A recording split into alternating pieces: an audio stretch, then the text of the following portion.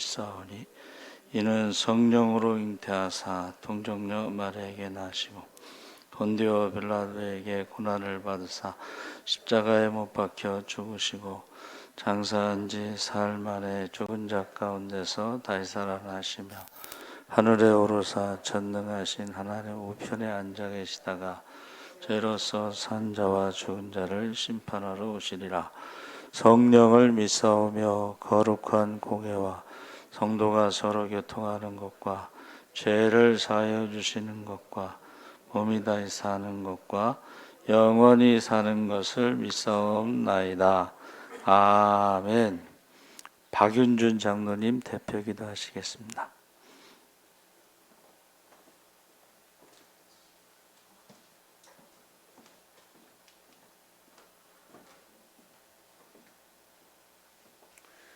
주님 감사합나이다. 오늘도 귀한 성회를 허락하여 주시고 주님 전전에 나와서 찬송과 기도와 예물로 예배드리게 하시네 감사합나이다. 이 시간 예배를 통해서 주님 영광 받아 주시옵소서. 우리들에게는 마음의 문을 활짝 열어주시고 우리 목사님 말씀을 통하여서 주님의 세미한 음성을 듣게 하여 주시고 우리들의 심령이 변화되게 하여 주시고 믿음이 올라가게 하여 주시고 영육간의 병든 것 깨끗이 치료받는 시간 되게 하여 주시옵소서. 아버지 이 시간 또 우리 모두 회개함을 보내주시어서 지난날 이 모양 저 모양으로 모든 지은 죄 주님의 십자가의 공로의 보혈로 깨끗이 씻김받는 이 시간 되게 도와주시옵소서. 아버지 감사합니다. 아버지 하나님께서 뜻이 있어서 이곳에 예수 사랑께로 세워주시고 부흥시켜 주시는 애 감사합니다.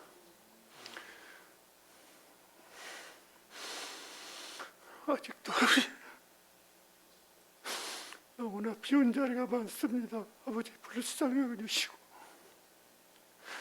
이 지역에 죽어가는 심령들 바다의 모래알같이 하늘의 별과 같이 차고 넘치게 보내주시고 언제나 성령 충만한 제단 은혜 풍성한 제단 사랑이 넘치는 데가 도와주시고 기적과 이적과 표적이 매일매일 있게 도와주시고 매일매일 구원의 식구가 늘어나게 도와주시옵소서. 아버지 하나님 우리 성도들도 각 가정 보살펴 주시고 각 가정마다 일가 기도되는 가정 되게 도와주시고 각 가정마다 하고자 하는 일 범사에 이루어짐 받게 도와주시고 물질적으로 풍요함 주시어서 주님 선한 사업 많이 할 수 있게 도와주시고 아버지 하나님 우리 주님께 빚진 자세로 더욱더 헌신, 충성, 봉사하며 일할 수 있는 일꾼들이 되게 도와주시옵소서. 아버지 단상에 오늘 정한선 목사님 세워주심을 감사합니다. 더욱더 영육간에 강건케 도와주시고 사명 불타게 도와주시고 말씀을 전할 때마다 성령의 불을 통하는 능력의 목사님 되게 도와주시고 푸른 초장 물가로 인도하는데 부족함 없는 사랑의 목사님 되게 도와주시옵소서. 아버지 우리 사모님도 영육간의 강건에 허락해 주시고 그 손길을 손길 수천만 배으로 채워주시고 신의 은사 강하게 역사해 주시옵소서. 불치한 자들 기도할 적에 기적과 이적과 표적이 있게 도와주시옵소서. 시간 첫 시간입니다. 마치는 시간까지 주님 홀로 영광 받아주실 줄 믿사옵고 살아 역사하시는 우리 주 예수 이름 받들어 감사 기도드렸습니다. 아멘.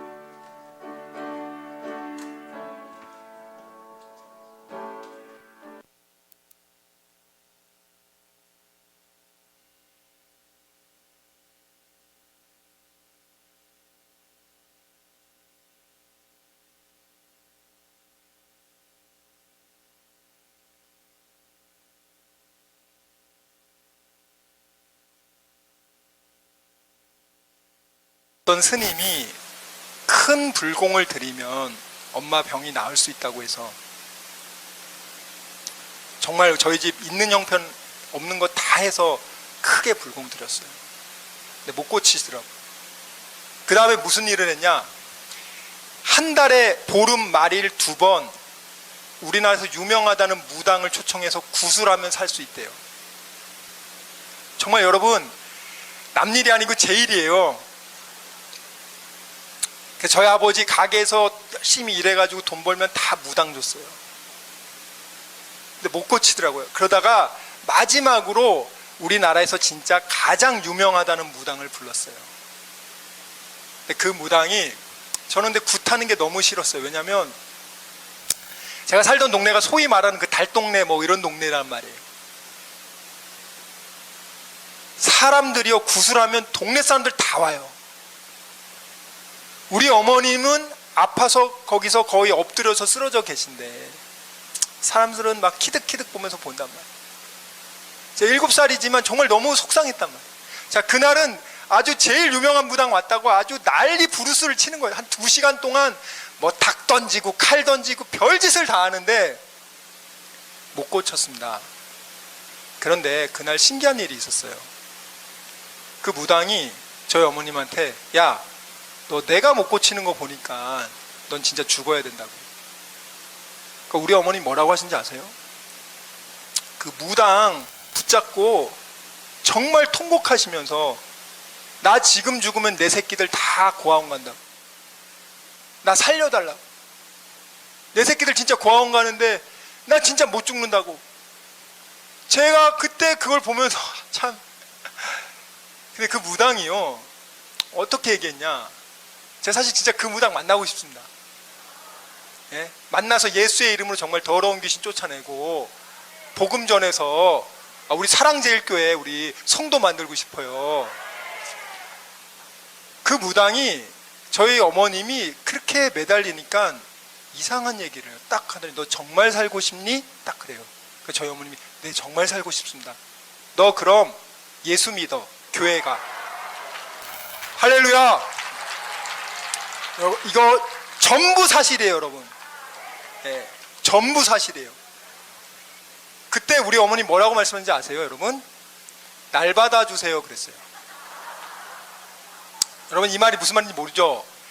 저희같이 이 귀신에 찌들려서 사는 사람들은요, 무당이 말하면 100% 순종해요.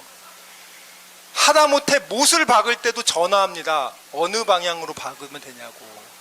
이사 갈 때도 전화해서 물어봅니다. 손 없는 날 언제냐고, 언제 가면 되냐고. 그러니까 우리 어머님이 무당이 예수 믿어 교회가 딱 하니까 바로 물어보는 거예요. 날 잡아달라고. 교회 갈 날을 정해달라는 거예요. 전문 용어입니다. 그런데 어떻게 됐냐, 정말 그 무당이 교회 가라고 해서, 예수 믿으라고 해서 우리 어머님이, 병든 우리 어머님이 혼자 힘으로 일어나지도 못해요. 그분이, 그 가난하고 불쌍한 여인이 정말 예수님 만나러 교회 갔는데 어떤 일이 벌어졌냐. 우리 예수님이 우리 어머니 싹 고쳐줬습니다. 할렐루야. 우리 어머님이 하나님이 고쳐주니까 밥을 해주는 거예요. 진짜 눈물 나더라고요. 여러분들, 엄마가 밥만 해줘도 감사한 거예요. 부모는 낳아준 것만 해도 감사해요. 저희 어머님이, 제가 장남인데 저를 정말 사랑하시더라고요. 불러가지고 뭐라고 말씀하시냐. 동안아, 엄마는 예수쟁이들 다 사기꾼인 줄 알았어. 근데 아니야. 천국과 지옥 정말 있어. 예수님 믿어야 천국 가. 너도 예수 믿으라고. 여러분, 저는 너무 충격받았어요. 야, 우리 엄마 교회만 가도 그냥 막 난리 벼락을 쳤는데, 나보고 우리 집에 전도하러 오면은 어머님 누워 계시니까 저보고 이제 굵은 소금을 주황색 바가지에 받아가지고 나가서 뿌리라고, 재수없다고 해가지고 제가 나가서 막 뿌렸단 말이에요. 근데 갑자기 엄마가 예수 믿어야 된다고. 여러분, 제가 그래서 엄마 때문에 그때부터 교회를 나가기 시작한 거예요. 그리고 제가 초등학교 때 친구들한테 전도를 어떻게 했냐면, 제가 친구들 불러서 이렇게 얘기했습니다. 야, 나는 부처님도 믿어봤고 공자님도 믿어봤고 나는 조상귀신도 믿어봤는데, 야, 니네 우리 엄마 아픈 거 알지? 근데 지금 건강해졌잖아. 야, 이왕 믿을 거 제일 센 거 믿어. 하나님이야.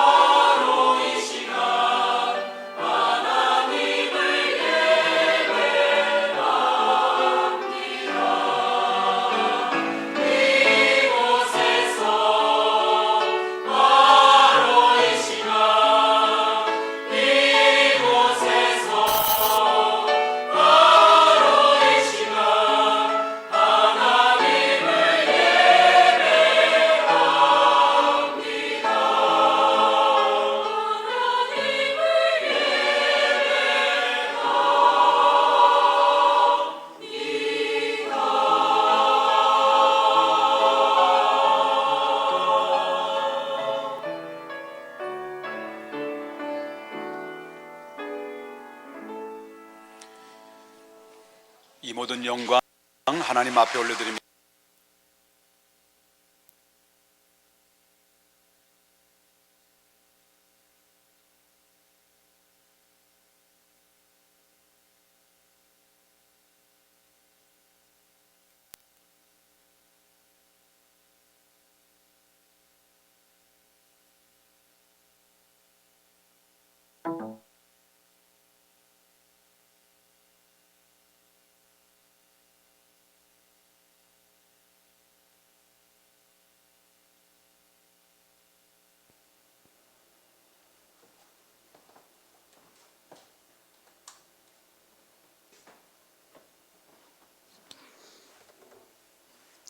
하나님 말씀은 마가복음 13장 1절에서 2절 말씀을 보겠습니다.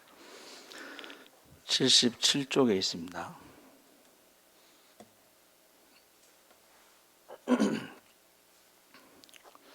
우리 다 같이 읽겠습니다. 예수께서 성전에서 나가실 때에 제자 중 하나가 이르되 선생님이여 보소서 이 돌들이 어떠하며 이 건물들이 어떠하니까 예수께서 이르시되 내가 이 큰 건물들을 보느냐 돌 하나도 돌 위에 남지 않고 다 무너뜨려지리라 하시니라. 아멘. 할렐루야. 잘 오셨습니다. 감사합니다.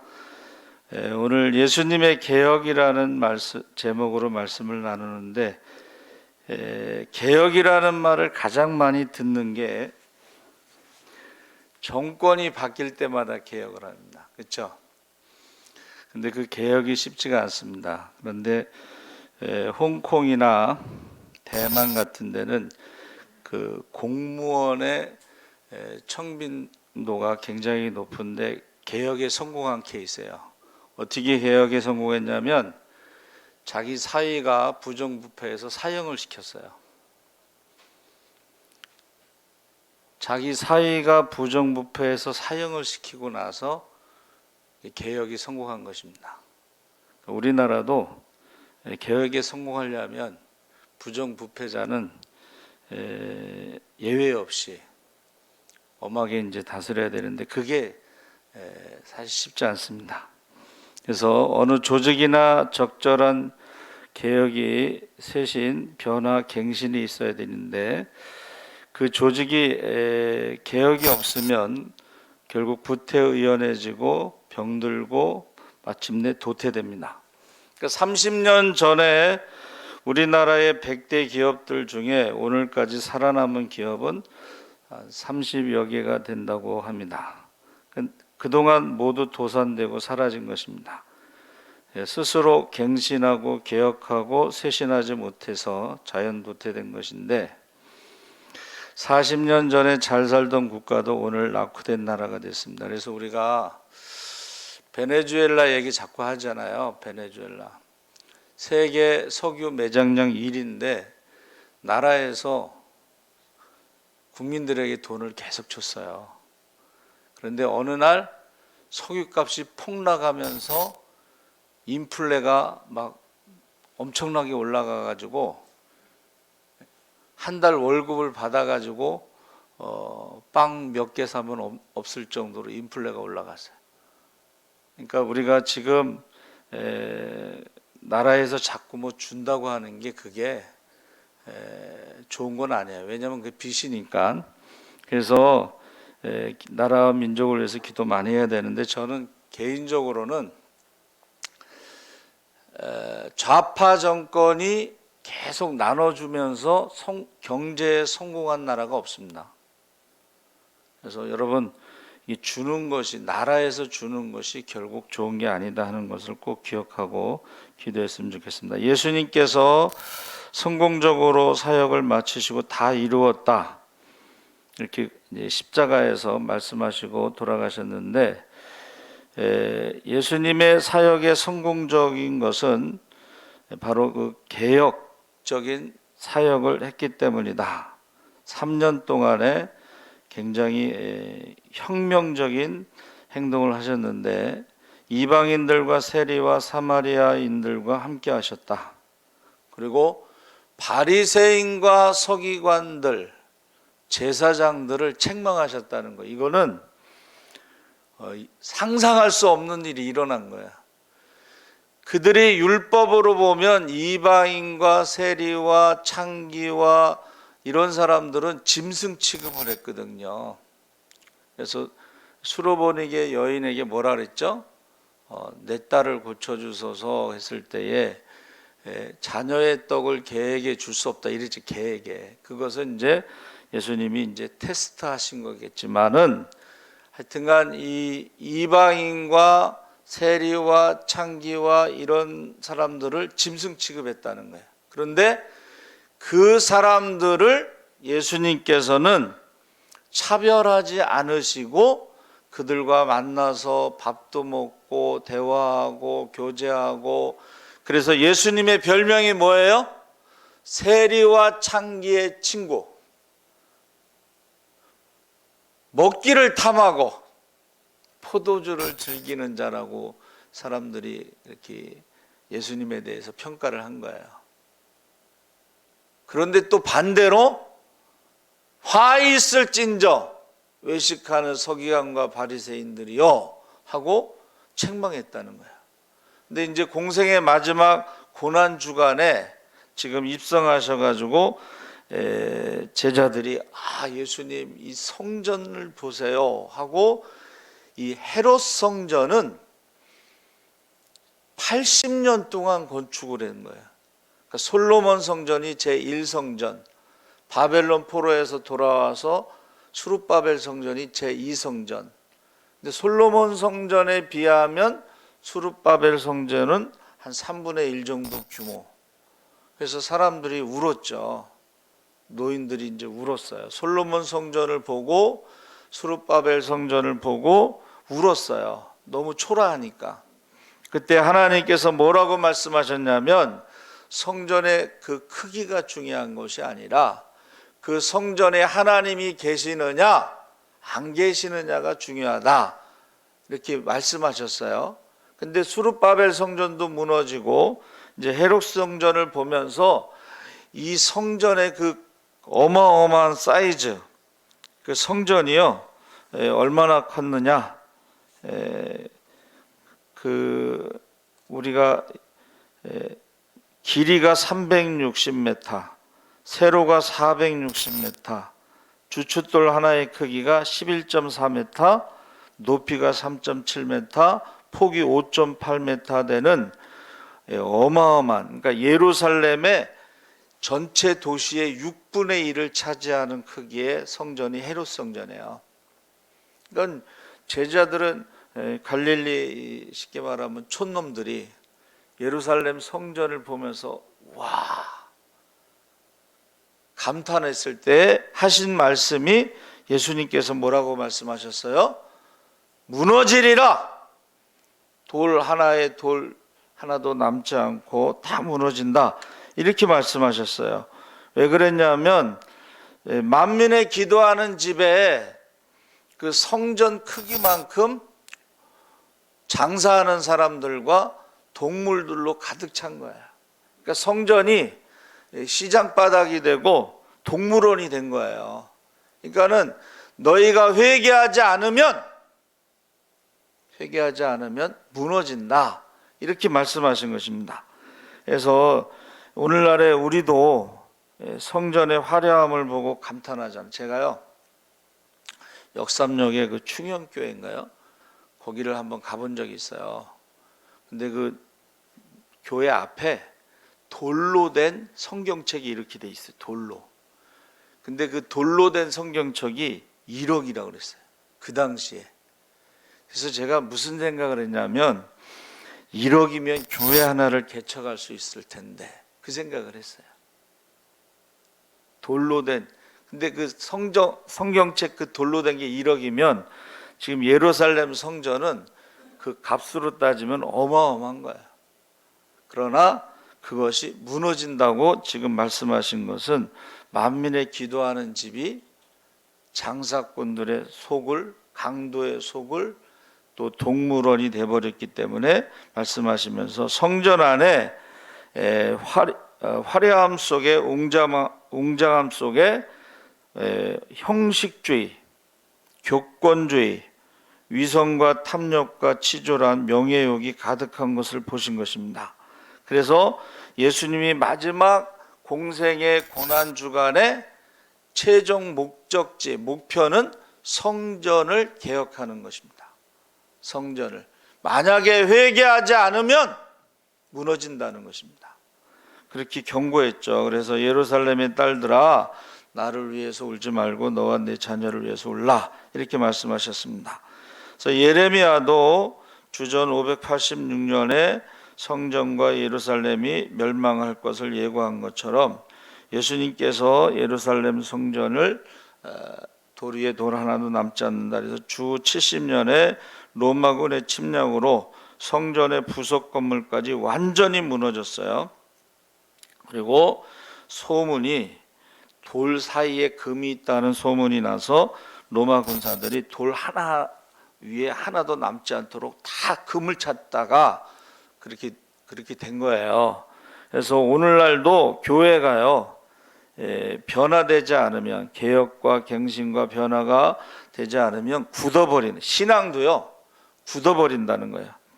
영혼의 잠을 자게 된다는 것입니다.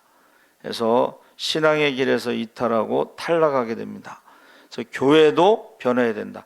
그래서 우리 장경동 목사님이 전도축제 때 와서, 여러분 혹시 기억나시는지 모르지만 춤을 하나 추셨어요. 무슨 춤을 췄냐면, 장경동 목사님 키가 커요. 오빠는 강남 스타일, 그러면서 이래가지고 막 춤을 추시더라고. 이게 뭐냐면, 교회가 너무 보수적이고 그러면 밖에서는 오빠는 강남 스타일을 춤을 추는데, 전 세계가 춤을 추는데, 교회만 장례식 분위기로 예배를 드리면 청년들이 교회를 떠나게 된다, 오지 않는다, 이제 그런 얘기를 하신 거예요. 근데 이제 거기도 좀 위험성은 있지만은 변화되는 게 쉽지는 않습니다. 어느 교회에 젊은 목사님이 담임으로 부임했는데, 이 설교 바로 앞에 여기에 피아노가 있었대요. 근데 피아노가 바로 설교단 앞에 있고 반주자가 있으니까 설교하기가 불편해서 옮겼다는 거예요, 저쪽으로. 근데 당회에서 상의하지 않고 피아노 옮겼다고 그래서 압박을 받고 사임을 했다는 거예요. 다음에 온 담임 목사는 어떻게 했을까요? 전임자가 이제 저거 옮겼다고 사임했으니까 그분은 옮기지 않고 하루에 1cm씩 옮겼대요. 하루에 1cm씩. 그러니까 이게 1년이 되면 365 딱 옆으로 이제 간 거예요. 근데 그때는 아무 문제가 없었다고 그래요. 그러니까 이게 변화가 그렇게 쉽지 않다는 것을 말해주는데, 세상에는 흐름이라는 원리가 있습니다. 물이 산맥을 따라 흐르고 바람과 공기와 세월이 질서정연하게 흐르고, 몸에도 흐름이 있어요. 몸에도. 그래서 제가 이렇게 우리 아들이 사준 영양제를 이렇게 보니까 그게 다 혈액순환에 관한 거야. 혈액순환에. 그래서 어느 이제 한의사가 이제 강의를 하는데, 강의를 잘 하셔요, 그분이. 하지정맥이라고 그래서 이렇게 아래 힘줄 같은 것, 저 핏줄 같은 게 이렇게 파란색이 뭐 뱀처럼 막 이렇게 튀어나오는 그런 게 있는데, 그게 수술해서 고칠 게 아니고 원인이 뭐냐? 우리 간에서 해독을 하지 못한 것이 그 밑으로 내려가서 하지정맥이 생기기 때문에 간을 해독시키는데, 간을 해독시키는 방법은 장 청소를 해야 된다. 이제 그분이 그렇게 얘기하셔요. 그러니까 장 청소. 이게 장 청소하는 방법이 여러 가지가 있는데, 우리는 이제 뭐 금식을, 장기 금식을 하면 숙변이 나오고 그 이제 청소가 되는 거예요, 노폐물이. 근데 그것을 청소하지 않으면 흐름이 막히기 때문에 거기에 이제 병이 생기고 암이 생기고 그 혈관이 막히고 터지고 그런 일이 생긴다는 것입니다.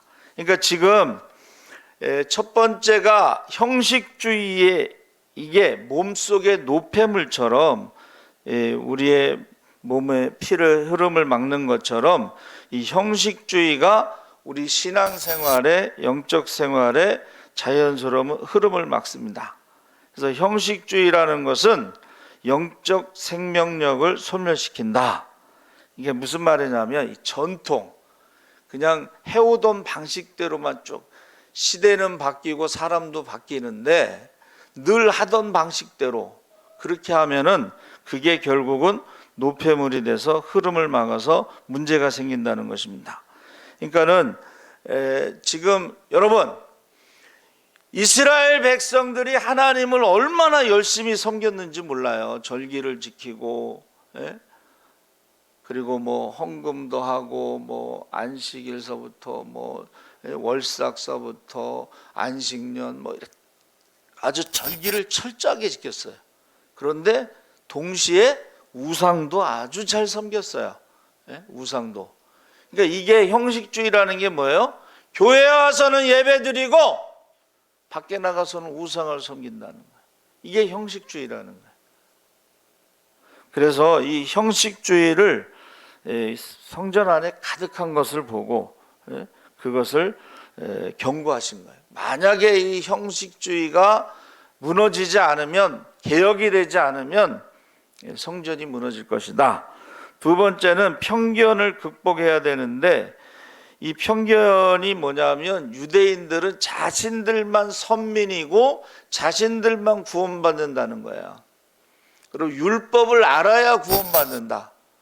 그러니까 율법을 모르는 사람들은, 배우지 못한 사람들은, 저 갈릴리 사람들은 구원받지 못한다고 생각하는 거예요.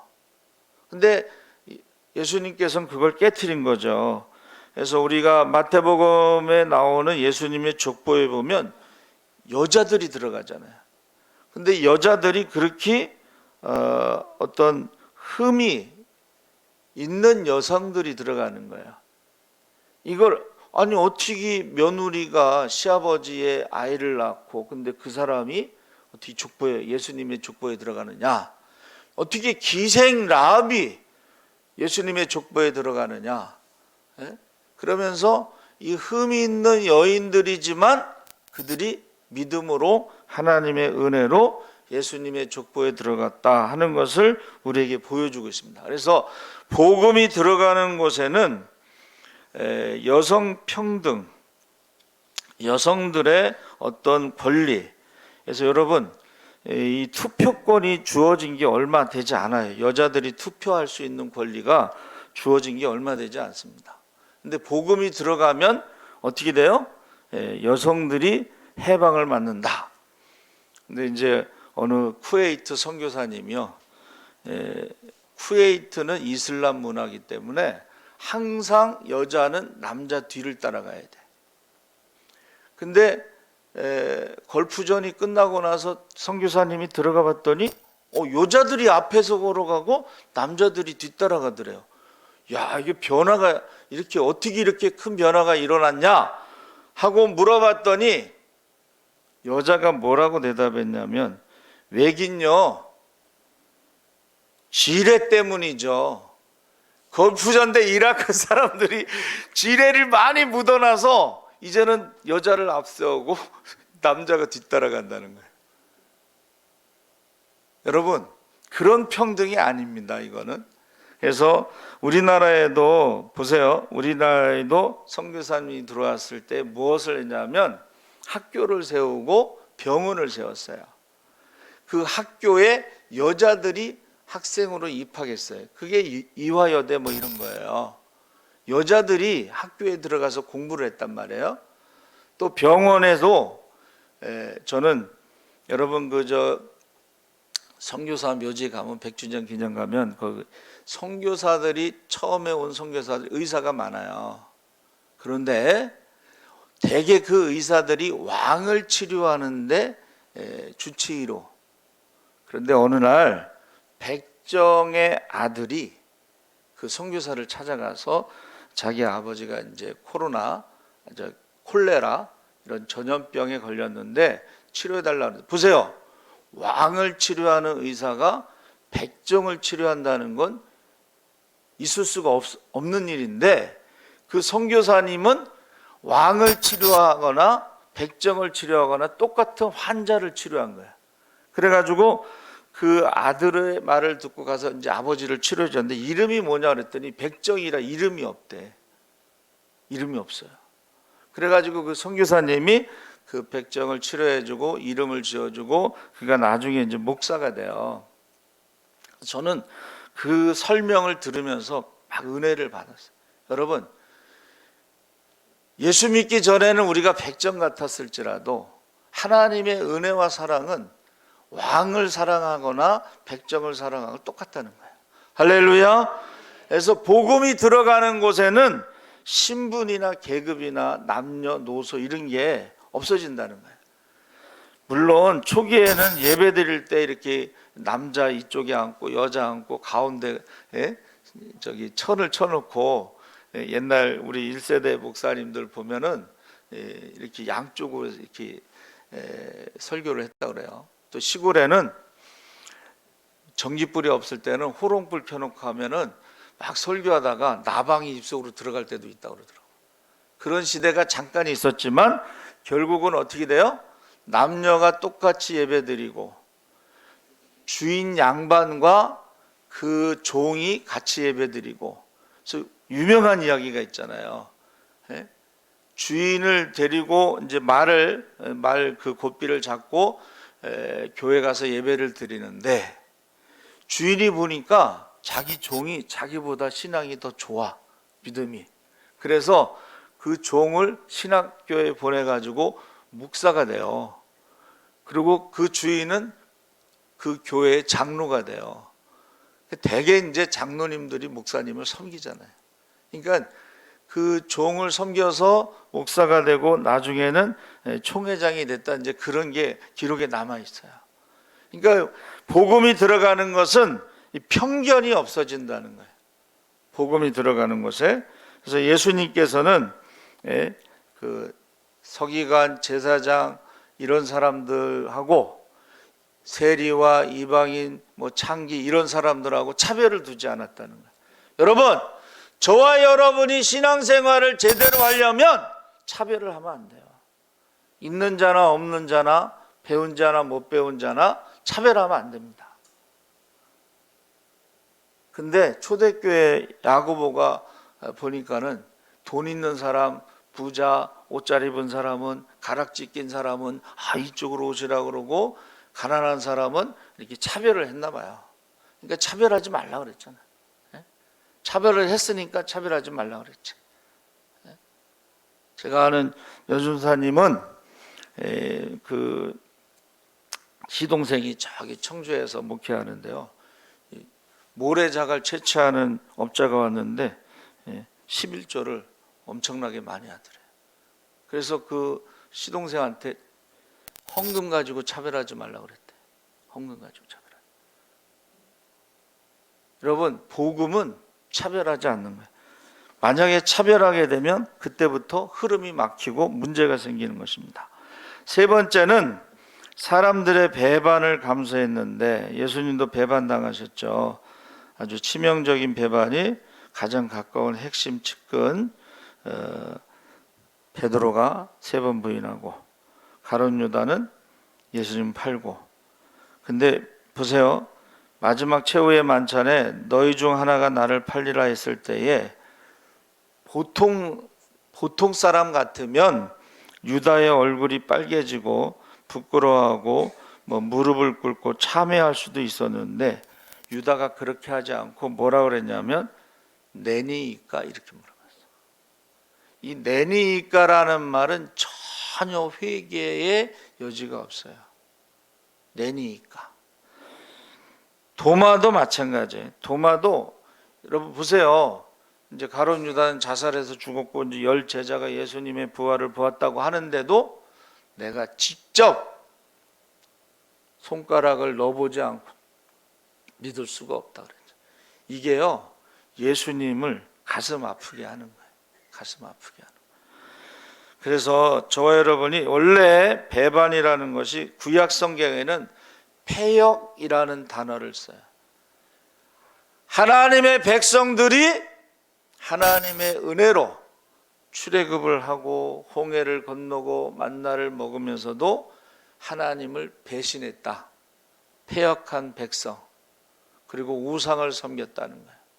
그래서 가장 가까운 사람이 배신을 하는데 예수님이 그것 때문에 사역을 포기하지 않으셨다는 것을 우리가 알고, 신앙생활하면서 누구 때문에 상처받고 누구 때문에 시험 들고, 이거는 예수님을 바라보면은 그것 때문에, 누구 때문에, 무엇 때문에 시험 들고 상처받았다고 신앙생활을 포기하는 것은 예수님의 모습이 아니라는 거예요. 예수님을 닮아가는 게 아니라.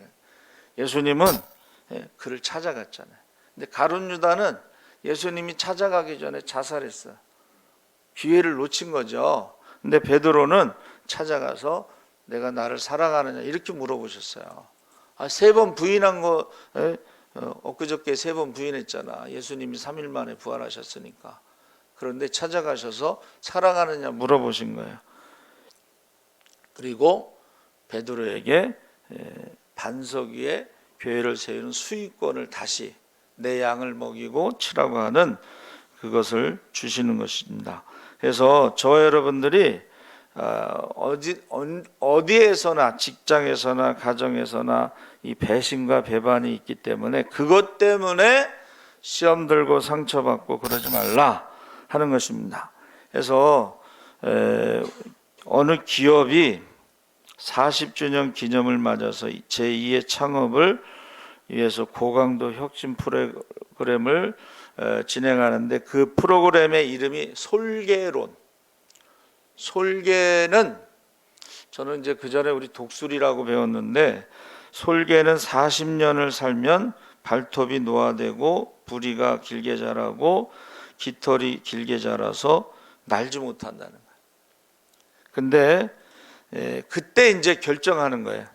자, 40년 살았으니까 이제 그냥 죽음을 선택하고 죽든지, 아니면 다시 개혁을 해서 갱신을 해서 30년을 더 살든지 결단을 내리는데 6개월 동안에 그 갱신을 해야 된다는 거예요. 개혁을. 그래서 첫 번째는 길게 자란 부리를 바위에 갈아서 빠지게 하고, 여러분 그 부리를 바위에 간다는 것이 고통스럽겠죠. 그래서 그 바위에 그 부리를 갈아서 뽑아내면 조금 있다가 새로운 부리가 자란다는 거예요. 그러면 새로운 부리로 발톱을 또 뽑는다는 거예요.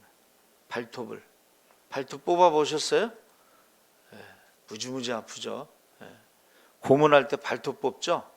서대문 형무소 가면은 그 고문하는 그게 영상으로 이렇게 나와요. 손톱, 발톱 밑에 찌르는 거, 발톱을 뽑는 거, 그 고문이에요, 고문. 그런데 독수리는 새로 나온 부리로 발톱을 뽑는다는 거예요. 그리고 부리와 새로 나온 발톱을 가지고 자기 깃털을 다 뽑아버린다는 거예요. 여러분, 이 저기 털 같은 거 이렇게 하나 탁 뽑으면 하지 마 그런데요. 2개 뽑으면 하지 마. 3개 뽑으면 하지 마 이 새끼야. 그러고 주먹이 올라간다는 거예요. 근데 깃털을 다 뽑는다고 생각해봐. 얼마나 힘들겠어요. 그런데 그 깃털이 나오고 날아갈 수가 있다는 거예요. 근데 그 기간이 6개월 걸린다는 거예요. 실제로는 우리가 뭔가 변화가 일어나려면 한 달만 저녁을 먹지 않고 하루에 10,000보씩 걸으면 몸이 변화가 일어난다는 거예요. 근데 그 한 달이 쉽지가 않죠. 독수리도 6개월 동안 그러는데, 그러니까 우리가 특별 새벽 기도할 때 있잖아요. 평상시에 안 하던 기도를 그렇게 특별 새벽 기도를 하면 변화가 일어납니다. 기적이 일어납니다. 할렐루야. 네. 그래가지고 이 솔개론이라고 하는 그 개혁 프로그램이 결국은 기업이 죽느냐 사느냐에서 선택을 해야 되는데, 삼성의 이건희 회장이 뭐라고 유명한 말 했잖아요. 마누라와 자식만 빼고 다 바꾸라 그랬잖아요. 마누라와 자식만 빼고 다 바꾸라. 그게 개혁이죠. 개혁. 그래서 삼성과 대우가 이제 뭐 이렇게 경쟁할 때 대우는 탱크주의, 물건을 튼튼하게 만드는 데 집중했어요. 삼성은 인재, 서울대 교수 은퇴하신 분들 있잖아요. 그런 사람들을 다 연구원으로 받아들였어요. 그러니까 연구원이 수천 명 되는 거예요. 그리고 월급도 많이 주는 거예요. 삼성 월급 많은 거 아시죠? 부사장들, 사장 뭐 이런 사람들 월급이 20억, 30억 막 월급이. 근데 그 사람들이 삼성은 인재를 키운 거예요. 인재. 그게 삼성의 반도체라는 거예요. 반도체. 그러니까 결국은 LG에서 삼성의 그 핸드폰을 따라갈 수 없으니까 포기하잖아요. 자, 여러분, 교회도 마찬가지입니다. 이런 형식적인 것에서 개혁하지 않으면 성전이 무너진다. 그래서 편견이 무너지지 않으면 성전이 무너진다. 그리고 배신과 배반이 있는데 그것 때문에 우리가 신앙생활을 하지 않는 것은 그것도 성전이 무너지는 거나 똑같다는 거예요. 신앙이 무너지니까. 그래서 이 무너진다는 말은 그 히브리어로 세타르라고 했는데 이것은 버팀대 십자가 지도자로 해서 결국은 십자가에서 죽고 부활하는 것이 예수님의 개혁이라는 거예요. 성전, 헤롯 성전이 무너졌죠. 형식주의, 편견으로, 배신으로 무너졌는데 그 성전을 헐라 내가 3일 만에 세우리라 이렇게 말씀하셨거든. 그러니까 사람들이 뭐라 그랬어요? 내 나이가 아직 50도 안 됐는데 그리고 아브라함을 보았다고 그러고 뭐 그러면서 이게 몇 년 동안 지은 헤롯 성전인데 3일 만에 세우냐 그랬을 때 성경에 뭐라고 돼 있어요? 그 성전은 주님의 몸을 말함이라 이렇게 돼 있잖아요. 그러니까 저와 여러분이 예수님의 개혁은 내가 죽어야 돼. 예수님의 개혁은 성전이 무너져요. 우상의 성전이 무너지고 형식주의 신앙이 무너지고 편견의 신앙이 무너지고 이게 무너져야지만이 새로운 성전을 지을 수가 있고 우리가 죽어야만이 예수님과 함께 부활할 수가 있는 거예요. 예수님의 개혁은 결국은 우리가 변화가 돼야 되는데 죽어야 돼. 그러니까 사도 바울이 뭐라 그랬어요? 나는 날마다 죽노라. 왜 날마다 죽냐? 그래야지 날마다 부활하니까. 할렐루야. 그러니까 지금 여러분 신앙생활도 그렇고 뭐 직장생활도 그렇고 가정생활도 그렇고 우리가요 예수님의 개혁이 일어나려면 지금까지 해오던 모든 것들을 다 죽어야 돼요. 안 그러면 성전이 무너지는 것처럼 심판이 있다는 것입니다. 그래서 교회는 여러분 교회는 성령 공동체. 자기가 죽고 성령 받아야 돼. 성령 받은 사람들은 증인 공동체. 그래서 교회는요 만민의 기도하는 집이라고 말씀하신 것처럼 기도 공동체, 성령 공동체, 증인 공동체, 또 초대교회는 구제 공동체. 매일 구제했잖아요. 구제 공동체. 그러니까 매일 구제할 만큼 헌신이 있었고 또 축복도 받았고 그런 것을 지금 말해주고 있습니다. 그래서 종교개혁은 루터가 성경을 번역했지만 예수님의 개혁은 성전이 우상의 성전이 무너지고 우리가 지금 신앙생활하면서 우상 숭배하는 게 무너지고 우리가 형식적인 신앙 왔다 갔다 하는 신앙 썬데이 크리스찬 성전의 뜰만 받고 다니는 그 신앙이 무너지고 교회에 오면 예배자라는 게 뭐냐 하면 하나님을 만난다는 뜻이에요. 하나님을 어떻게 만나냐면 기도 가운데 응답받는 게 하나님 만나는 거예요. 기도 가운데 말씀에 순종하는 게 우리가 하나님을 만나는 거예요. 그러니까 교회 와서 예배 드리고 갈 때 아무것도 가지고 가는 게 없으면 어떻게 되겠어요? 그러니까 오늘 말씀 중에 하나라도 내가 너무 형식적인 신앙생활 하는 게 아닌가? 너무 편견을 가지고 있는 게 아닌가? 너무 사람들에게 상처받았다고 시험 들었다고 그렇게 신앙생활 하는 게 아닌가 하면서 뭔가 하나를 잡아가지고 가고 그 다음에 기도하고 응답받고 가야지 그냥 왔다 갔다 하는 게 그게 형식적인 신앙이에요.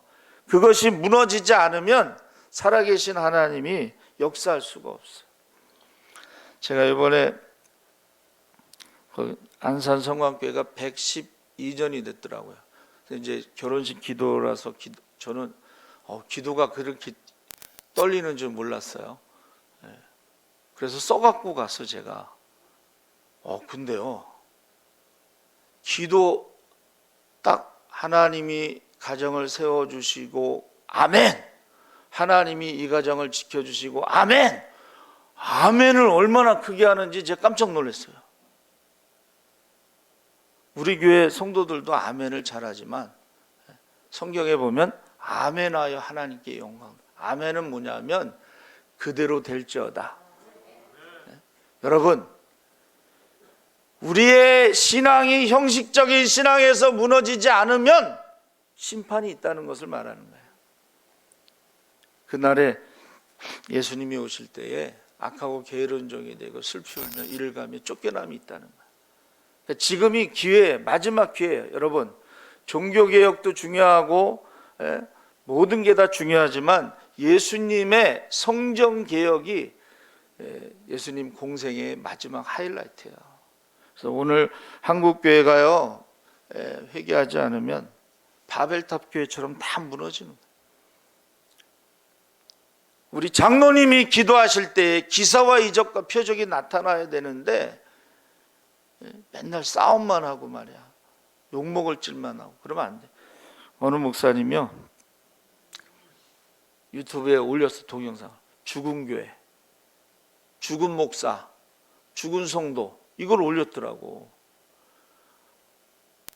그래서 전도 세미나의 결론이 뭐라 그랬냐면, 제가 정체성, 하나님의 백성으로서의 자녀의 정체성, 임마누엘, 하나님이 함께 하시는 증거가 있으면 구약의 모든 문제가 해결되는 거야. 할렐루야. 하나님이 함께 하시면, 신약에는 너희가 믿을 때에 성령을 받았느냐, 성령 받으면 우리가 영적인 권세를 가지고 우리가 복음을 담대히 전할 수가 있어요. 기사와 이적과 표적이 나타나. 우리 장로님 눈물로 기도하시는데, 여러분, 예수님의 개혁은 성정개혁이라는 걸 꼭 기억하시고 우리가 회개하지 않으면 무너진다는 거예요. 그 무너진 것 위에 예수님의 부활로 교회를 다시 세우신다 그랬어요. 그 교회는 성령 공동체가 되고 기도 공동체가 되고 권세와 능력이 나타나는 공동체가 되고 구제 공동체가 되고 날마다 구원받는 자의 수가 더하는 부흥의 공동체가 되는 줄 믿습니다.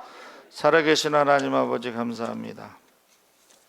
예수님의 개혁은 공생의 마지막 성전을 만면에 기도하는 집으로 바꾸는 것입니다. 회개하지 않으면 무너진다고 했습니다. 우리의 신앙도 회개하지 않으면 무너질 것입니다. 심판받을 것입니다.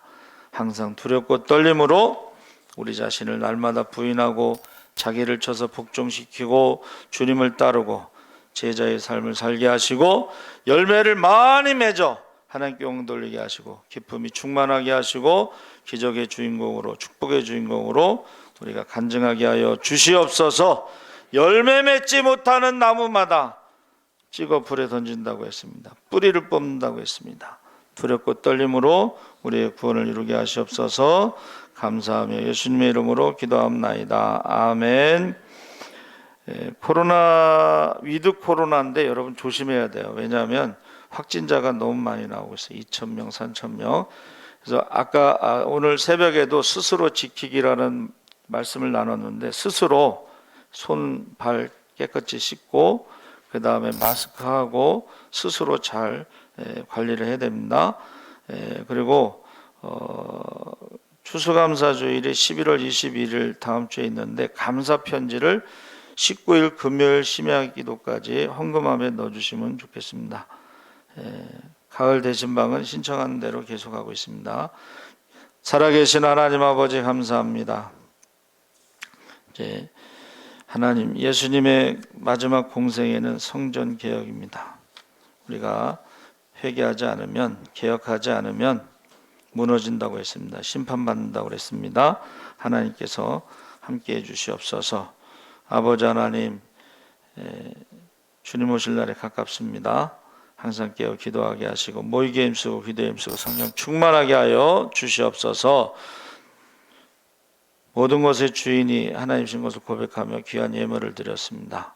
하나님께서 함께 하시고 아버지 하나님, 그 예물이 쓰여질 때마다 구원받은 자의 수가 더하고 하나님 나라가 확장되고, 아버지 하나님, 우리의 기도의 제목도 하나님께서 들어주시고 항상 구체적으로 기도하고 응답받고 기적의 주인공, 축복의 주인공으로 살아가게 하여 주시옵소서.